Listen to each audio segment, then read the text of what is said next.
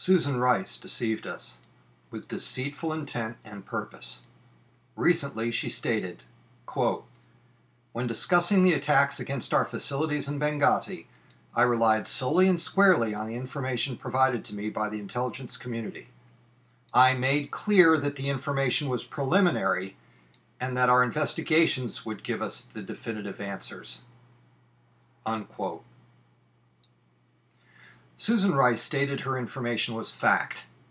And as we know, facts are not conjecture or preliminary. They are, well, statements of fact, or absolute truth.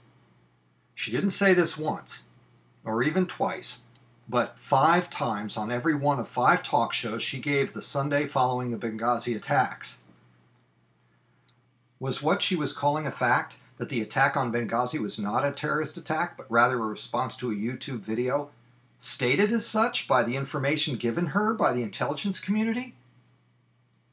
Not according to anyone, anywhere, at any time. Susan Rice lied to the American people. There's no getting around it. We can speculate as to why she lied, and I think one obvious theory is that she wanted to protect the president from having it known before the election that al-Qaeda not only attacked Americans but killed 4 of them, one being his appointed ambassador to Libya. I mean, how would it look when Obama was claiming in speech after speech that having killed Osama Bin Ladin, al-Qaeda was, and let me quote President Obama correctly, quote, "put back on its heels," end quote. It's pretty obvious how that would look. It would be a huge black eye to President Obama.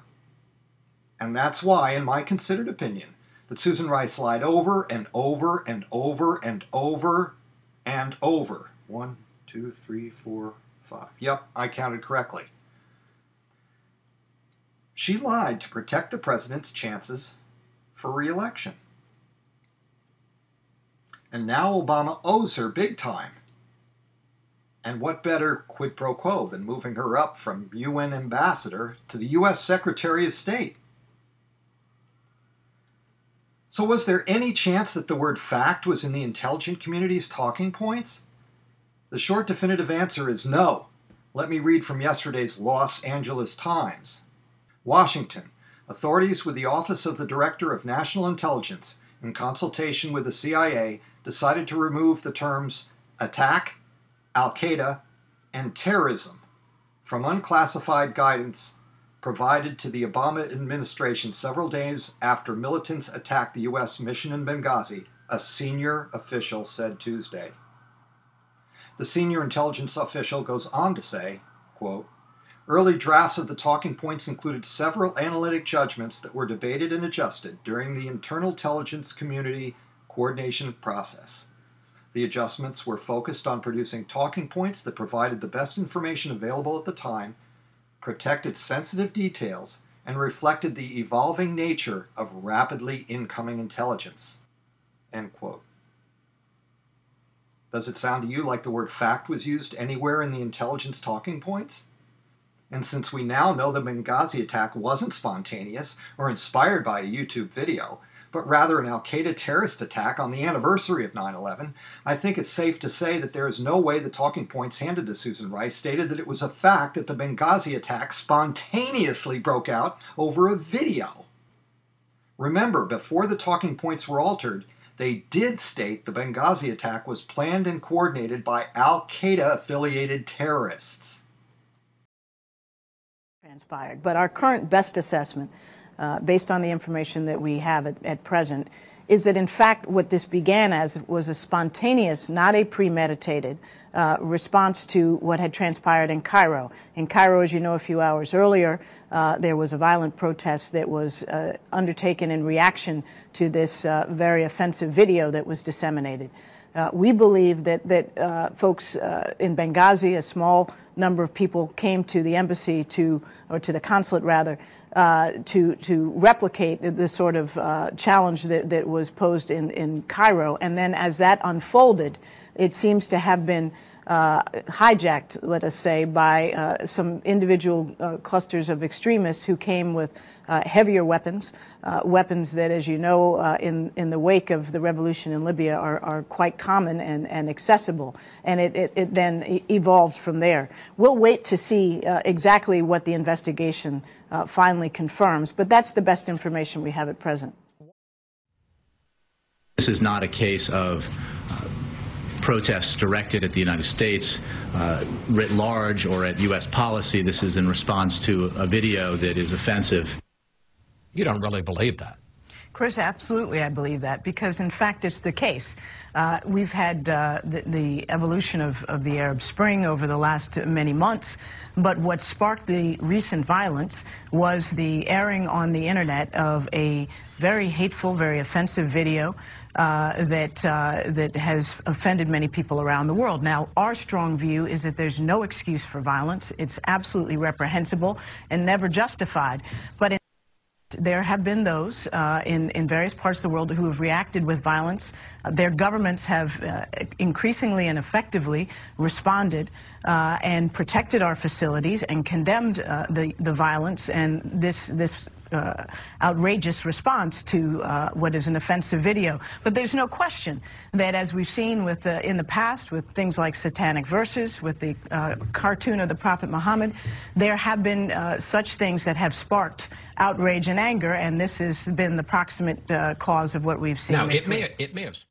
What our assessment is as of the present is, in fact, what it began spontaneously in Benghazi as a reaction to what had transpired some hours earlier in Cairo, where, of course, as you know, there was a violent protest outside of our embassy sparked by this hateful video.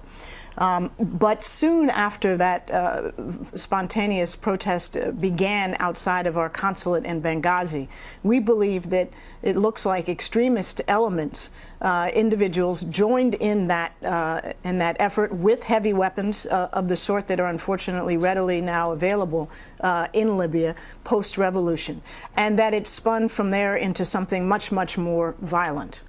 But you do not agree with him that this was something that had been plotted out several months ago? We do not have information at present that leads us to conclude that this was premeditated or pre-planned.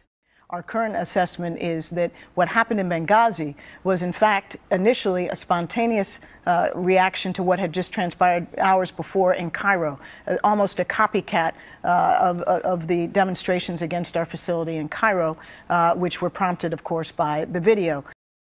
Was it not? It was supposed to be a reset of U.S.-Muslim relations. And indeed, in fact, there have been substantial improvements. I've been to Libya. I've been to Libya and walked the streets of Benghazi myself, and despite what we saw in that horrific incident where a mob was hijacked ultimately by a handful of extremists, the United States is extremely popular in Libya, and the outpouring of sympathy and support for Ambassador Stevens and his colleagues from the government, from the people, is evidence of that. The fact is, Candy, that this is a turbulent time. It's a time of dramatic change. It's a change that the United States has backed, because we understand that when democracy takes root, when human rights and people's freedom of expression can be manifested, it may lead to turbulence in the short term, but over the long term, that is in the interest of the United States. The mobs we've seen on the outside of these embassies are a small minority. They're the ones who have largely lost in these emerging democratic processes. And just as the people of these countries are not going to allow their lives to be hijacked by a dictator, they're not going to allow an extremist mob to hijack their future and their freedom. And we're going to continue to stand with the vast majority of the populations in these countries that want freedom, that want a better future, and understand that we're with them in that long-term endeavor. Our U.S. Ambassador to the UN, Susan Rice, I got to let you go here. Thank you. Thank you very much. No matter how you spin it, Susan Rice herself added the word fact into the mix. And her trying to claim now, quote, "When discussing the attacks against the facilities in Benghazi, I relied solely and squarely on the information provided to me by the intelligence community. I made clear that the information was preliminary and that our investigations would give us the definitive answers. In fact, what this began as was a spontaneous, not a premeditated. This is in response to a video that is offensive. You don't really believe that? Chris, absolutely I believe that, because in fact it's the case. What our assessment is as of the present is in fact what it began spontaneously in Benghazi. What happened in Benghazi was in fact initially a spontaneous reaction. You know, that's pure bull, Susan Rice. That's just pure bull.